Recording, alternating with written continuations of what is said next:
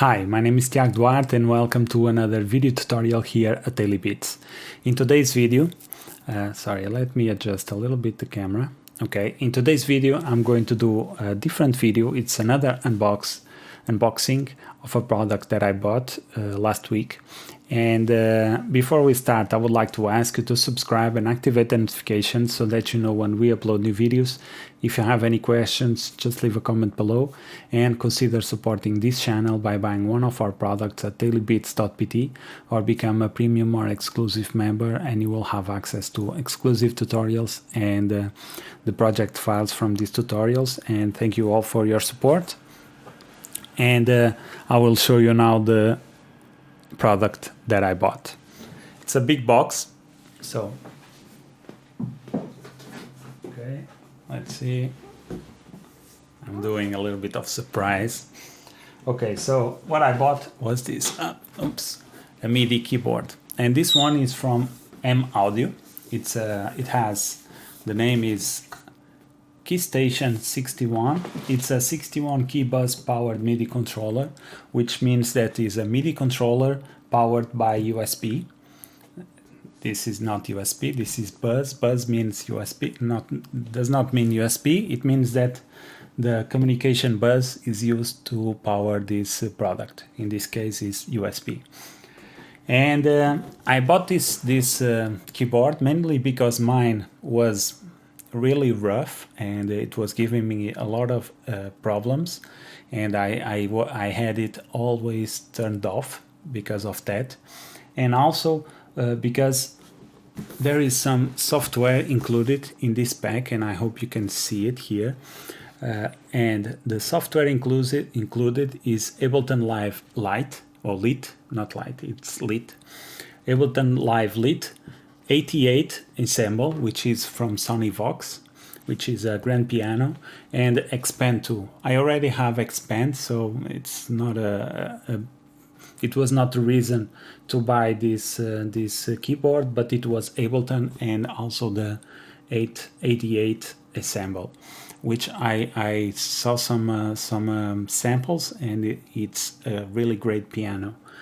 And also the Ableton Live, because I want to start making some Ableton Live tutorials too, which will increase the range of viewers here in my channel. So this is it, guys, and yeah, I hope you can see. I will show you these ones in a close-up of the keyboard.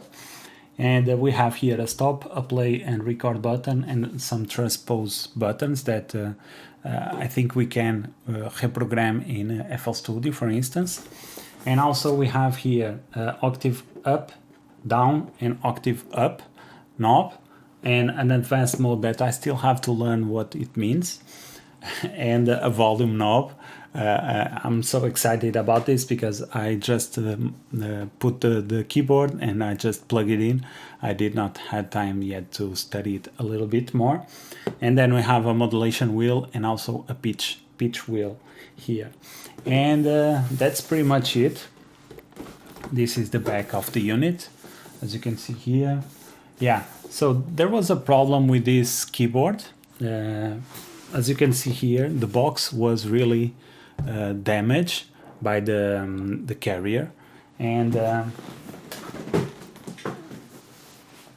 I got this keyboard and I paid for it. I think it was 120 euros, and it came broke on the bottom. The plastic is broke, and that was really upset. I was a little bit sad because of that, because it's 120 euros, and it came, the box was completely, the outer box was completely messed up, and this one was broken, so I was a little bit sad. But then I contacted Amazon, and they gave me a partial refund, and I think it was like 30 euros or something like that. So the keyboard was a little bit cheaper, and they said that I could keep the keyboard. They will partially refund me, and then if I have any problems I will still have warranty, and if I want it in the future I could return it, and they will fully refund me. So that's why I stay with it, because mostly because of the annoyance for taking this out and then having to send it back and then waiting 1 more week or 2 to get my money back or replace it. So yeah, I just accept it, because outside it's okay, it's only the bottom that's a little bit broken. So yeah, let's see and what happens. I contacted Amazon, so that is recorded. I have an email of the support assistant telling me that it's okay. I could get my refund in the future if I have any problem with this. So yeah, was a little bit sad. I was a little bit sad, but yeah. So why I bought this keyboard? I will show you my previous keyboard.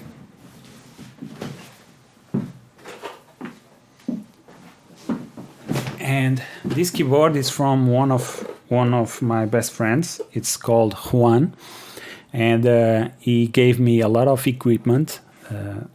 And this microphone is from him. My USB external hard interface is also his, and he also gave me this one here, which I really like. I used it a lot. And I don't know if you can see, but it's a lot. It has a lot of dust, and I was getting a lot of trouble with this keyboard because I plugged it in and it was sending me information that I was not doing anything. I think it was this knob here or this one. I'm not sure. It was always moving and without me touching the knob. So every time I played something, it would record stuff that I didn't do. So yeah, I had it almost all the time turned off because of that, and it was just not good to work. And yeah, so this is going to my museum. I also already have a MacBook from 2007, which I used to make beats on that laptop. I think until like 2 or 3 years ago, I was still making beats with that laptop, and yeah, there is no excuse for not making music. You can do music on any system as long as you have motivation to do it. And yeah, so I also want to take here the opportunity to thank my friend Juan for lending me or borrowing me all this gear that allowed me to do what I do today, and yeah, help you guys. So what I'm going to do now, I'm going to put this keyboard away, and I'm going to show you a close-up. I'm going to show you a close-up of this tutorial, of this keyboard that I have here in front of me, and then I'm going to also show you a video or an image of FL Studio with this new 88 plugin, and I will show you a little bit of the sounds and how this keyboard works. So I will see you in a while. Okay, so here we are. This is the keyboard. As you can see, it's a very large keyboard, and compared with the other one, it's very, very large. And as you can see here, we have here at the bottom the buttons. So I think you can listen to them, me clicking. Okay, it's some really nice tactile feedback. I really like them. Okay, and then we have here the transpose buttons. Maybe I can put this a little bit higher so that you can see. Sorry for the shake. Okay, so here there are the transpose buttons. You can see the colors changing. Okay, so this is down and this is up. So as you can see, and then we have an advanced mode, and here we have the knob, the slider. So we can map these to whatever we want. Here is the modulation wheel, and this one here is the pitch wheel. I don't think you can see it very well At least I can't here in the screen. But yeah, these are some really nice wheels. And here I have my mug, because you have to stay. You have to drink water. So this is the keyboard. The keys are made of plastic, so they are not those keys of keyboard from acoustic pianos. So these are made of plastic, but they feel nice. They feel really nice, and they have pressure sensitivity. So if you really hit the keys hard, you will see a difference in the sound. So speaking of sound, let's go ahead and open up 88, which is a piano plugin, as you can see here.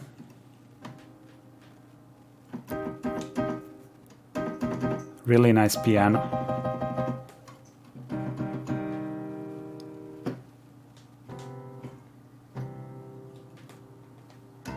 And one thing that I like about this is that I can express myself over this piano from the full range of the keys, which is really nice. I can do now slides really easily. I'm sorry about the noise. I'm not listening to the noise of the keys, but you probably did, so sorry about that. And as you can see, if I hit the keys very softly, you will hear a soft sound, but if I start banging on the keys, you will see that they have pressure sensitivity. So yeah, and one of the other bonus, it's this one here, Ableton Live Lit. I always switch those up, and this is really nice because I will be making some tutorials on Ableton, so stay tuned for that. And here we have the 88. So what I like about having so many keys is that it gives me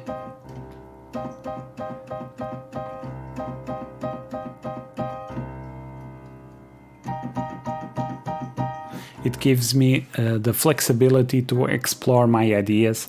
So now I will have months of space to make my own melodies.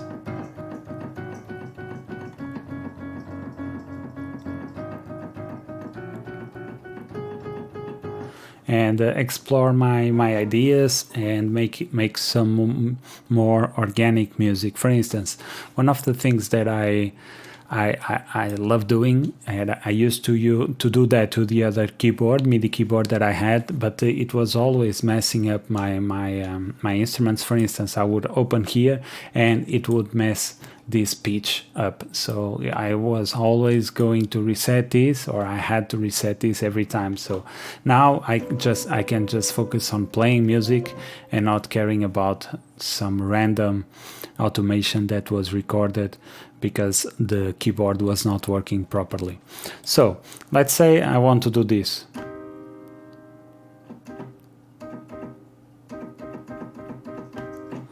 If I wanted to do that in here, so let's say I want to play this chord, which is a C minor chord. So I would do something like this. And it sounds okay, but let's say I want to add some expression to my playing. So what I could do is to just record this.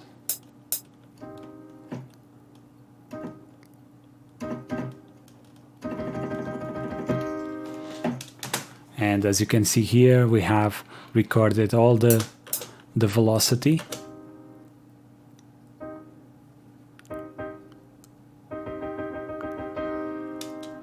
And this is what makes music expressive, is these human flaws that we have here. For instance, this actually are okay, but for instance, these ones, one starts first than the other, and then so on, and all these little variations is what makes music more human, more to have some flaws. They make it not perfect and this is what I was looking for. So now I can work more on that. If I have an idea, I can just simply just go here to my keyboard and start playing and making more organic music. So this is a big bonus of having such a big keyboard. And if I could, I would have more, but this is okay for me right now because I'm not a very good keyboardist. So I will, it's enough for me to start learning more. So now I can play different octaves, as you can see, from very low to very high. And I can also change the octaves here if I need to. And I can go really high.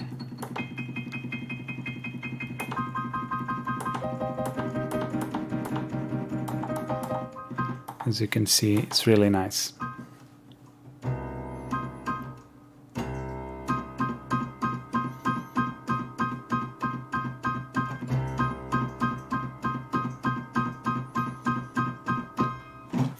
Okay, so the next thing about this is that it came with a lot of software, not a lot, but at least Ableton Live 88 and also Expand 2. I already have Expand 2, so I did not install it, but yeah. And here, this is a very nice keyboard, and I also have for it, not keyboard, plugin. I also have these orchestral companion strings, which I use a lot. It's also from Sony Vox, and I really like these plugins. I think this company is really, really nice, and they have some really great presets here. And for instance, I can show you, and I think there was one here with a choir, really nice. I don't know how to say choir, whatever. And let's listen.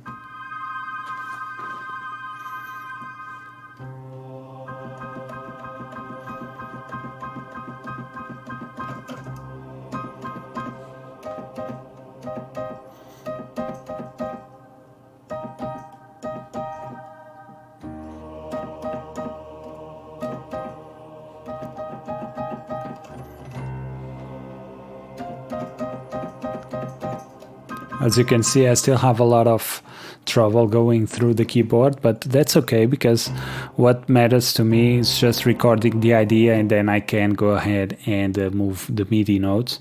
And I know that's cheating, but this is the way I make music, and I'm comfortable with it. I want to learn more. That's okay. I want to improve my keyboard techniques, but that does not prevent me from making music and making good music, and that should not prevent you from making good music too. So I'm doing this about 3.5 years maybe, and I'm only investing in the studio right now. So as you can see, I did a lot of music just without not without, but with limited hardware and software. So that's not a limitation, that's only our minds trying to justify our lack of creativity and our lack of commitment to making music. So if you are starting out and you don't have this keyboard, do not worry. You can still make great music. And I told you that I had I'm not sure if I told you, but I was making music. So the other keyboard, my previous keyboard, is going to my museum, and along with it is going to my MacBook that I bought in 2007, and around two years ago I was still making music on that laptop, and it had like 2 gigs of RAM. It was a Core 2 Duo, so it was a really not great computer for the time, but it was enough for me to make music, and I did a lot of music on that computer. So what I'm trying to say is that you don't need this. If you have it, great. If you don't, it's okay too. I'm just not right now start to invest in my studio and getting more material because I can. And that's it. That's my I really got scared right now because my lamp just fall down, and it was really scary. Sorry about that. I think I got my goosebumps. Sorry about that. So where was I? Okay. Yeah, okay. So if you don't have this material, it's okay. You can still make great music without it. And okay, let's go ahead and go through a couple of presets right now. I'm a little bit shaken by the being scared right now. Sorry about that. Okay, so let's listen to a couple more. As you can see,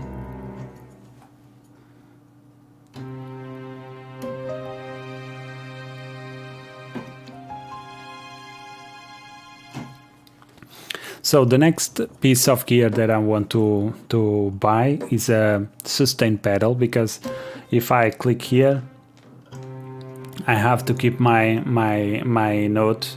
I have to keep the note pressed because I don't have a sustain pedal. If I had, I could hit this note, hit the sustain pedal, and then I release, and it would continue. So in the future, I will show you how this works. But yeah, right now I don't have one. It's really cheap. It's like 10 euros or something. So I think I will buy one next week or something, or even this week. I'm not sure. But yeah, this is really nice. And there is a one more preset that I want to show you, which is this one, the warped piano. So take a look, take a listen.